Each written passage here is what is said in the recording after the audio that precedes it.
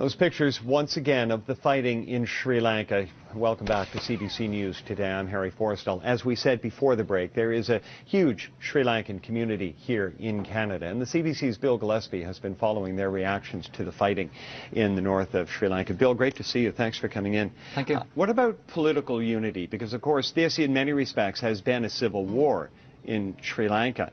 Is there unity here in Canada?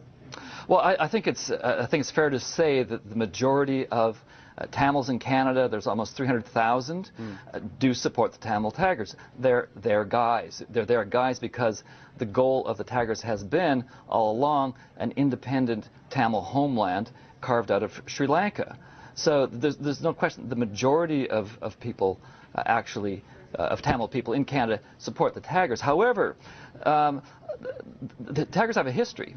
And in fact, some of the Tamils that oppose them are actually the sons and daughters and former relatives of other Tamil opposition leaders, which the Tamils annihilated. The Tamils essentially assassinated any other Tamil leaders, the moderate leaders, so they became the only voice of the Tamil voice. Yeah. So that goes back a long way. Plus the fact that the Tamils are accused of the Tigers are accused of ethnically cleansing that area in northern Sri Lanka, about 1/3 of the country at their maximum, of Muslims and other groups. So there's a lot of room for opposition in Toronto as well. Now that also engendered a lot of fear, as you well know, because I know you've reported on this story over the years, how the Tamil Tigers were able to exercise considerable influence over Canada's Tamil community, forcing fundraising and getting money from Canada to help support their fight against the government of Sri Lanka.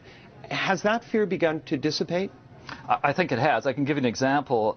A couple of years ago, I did a story about what was essentially the extortion of the Tamil community by Tamil Tiger enforcers.